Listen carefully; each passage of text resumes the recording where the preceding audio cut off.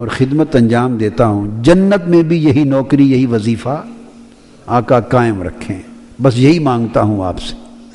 آپ نے فرمایا اوا غیر ذالک، یہ دے دوں گا، یہ نوکری مل گئی، اور بھی کچھ مانگنا ہے تو مانگ لے۔ عرض کیا ہوا ذاک یا رسول اللہ، آقا بس یہ کافی ہے۔ پھر فرمایا اوا غیر ذالک، اور بھی مانگ لے۔ عرض کیا ہوا ذاک یا رسول اللہ، آقا یہ کافی ہے۔ سب کچھ خدا سے مانگ لیا، تجھ کو مانگ کر اٹھتے نہیں ہیں ہاتھ میرے اس دعا کے بعد۔ حضور جب جنت میں آپ کی نوکری مانگ لی تو اور کیا مانگوں، بس سب کچھ آ گیا۔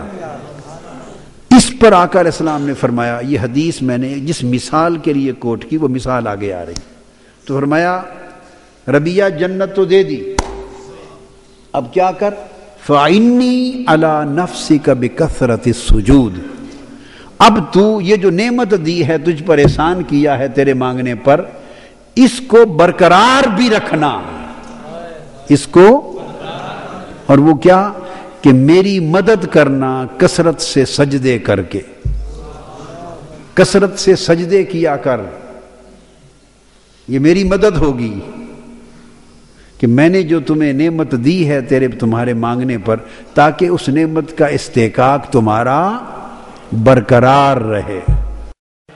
میرا حسین باغ نبوت کا پھول ہے، میری قرابت سے محبت رکھنا ایمان کبھی زائل نہیں ہونے پائے گا۔ میری قرابت سے محبت تمہارے ایمان کی حفاظت کرے گی، تمہارے ایمان کی حفاظت کرے گی۔ ایک بات یاد رکھیں، دو چیزیں ہیں، ایک ایمان اور ایک اسلام، یاد رکھیں،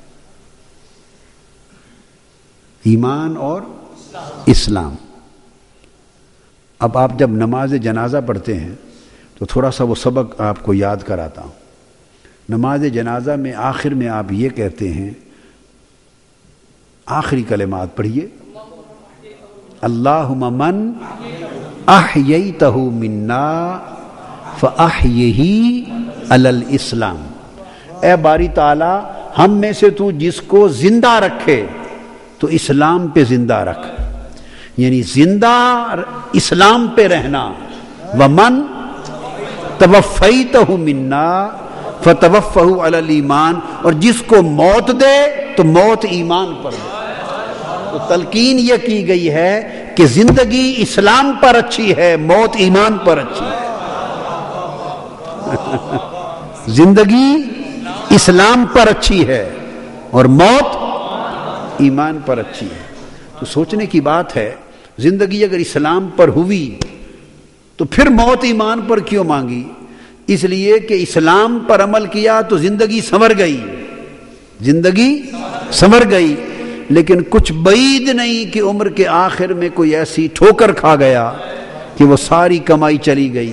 اس پر پھر کہا کہ دعا کر کہ اسلام پر زندگی گزر گئی، مگر کام کی بات یہ ہے کہ جب موت آئے تو موت ایمان پر آئے، موت ایمان پر آئے۔ تو اسلام عمل کو سنوارتا ہے، اسلام عمل کو سنوارتا ہے، ایمان آخرت کو سنوارتا ہے۔ اسلام زندگی سنوارتا ہے، ایمان آخرت کو سنوارتا ہے۔ میرا حسین باغ نبوت کا پھول ہے۔ آقا علیہ السلام نے فرمایا، ابو سعید خدری رضی اللہ تعالی عنہ حدیث کے راوی، اور بھی صحابہ راوی ہیں، حضرت زید بن ارقم بھی راوی ہیں، اور بھی ہیں، وہ روایت کرتے ہیں کہ حضور صلی اللہ علیہ وسلم نے فرمایا، انی تارکن فیکم ما ان تمسکتم بہی لن تضلوا بعدی،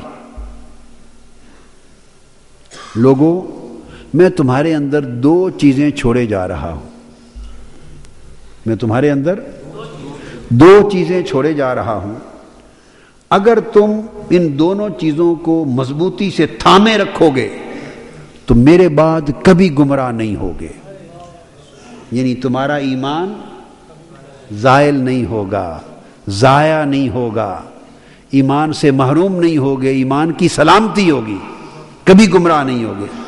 اور پھر فرمایا احدہما اعظم من الآخر، اور وہ دونوں چیزیں ایسی ہیں کہ ان میں سے ہر ایک دوسری سے اعلیٰ ہے،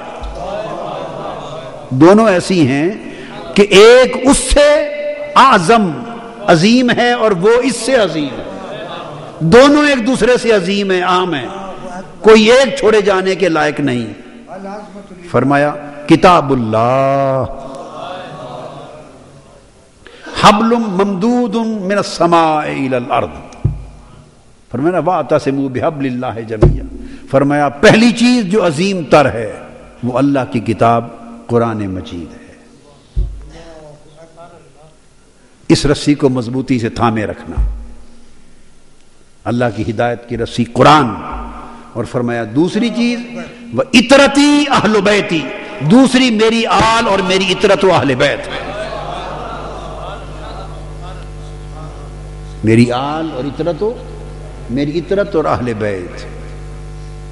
فرمایا یہ دو چیزیں چھوڑے جا رہا۔ وَلَن يَفْتَرِقَا حَتَّى يَرِدَ عَلَيَّ الْحَوْض، قرآن اور میری اہل بیت یہ دونوں اس طرح ہمیشہ جڑے رہیں گے، اس طرح جڑے رہیں گے اور کبھی جدا نہ ہوں گے، قرآن میری اہل بیت سے جدا نہ ہوگا، اہل بیت قرآن سے جدا نہ ہوگی، اور یہ دونوں اس طرح جڑے ہوئے قیامت کے دن حوض کوثر پہ میرے پاس آئیں گے۔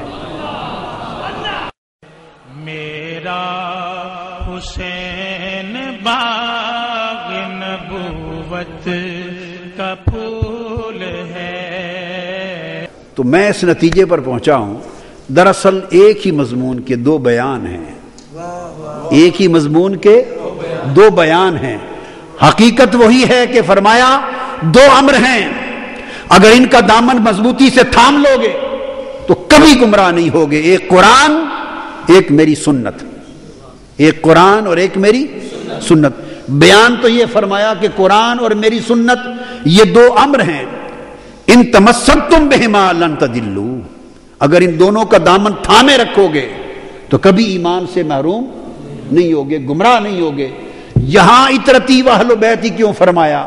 اس لیے فرمایا کہ قرآن تو قرآن ہے، اس پر تو کوئی دوسری رائے نہیں ہے، نہ دو قرآن ہے، نہ دو آیتوں کا فرق ہے، نہ دو سورتوں کا فرق ہے، نہ کہیں دو لفظوں کا فرق ہے، نہ دو حرفوں کا فرق ہے، قرآن پر تو اختلاف ہو نہیں سکتا، قرآن پر تو اختلاف۔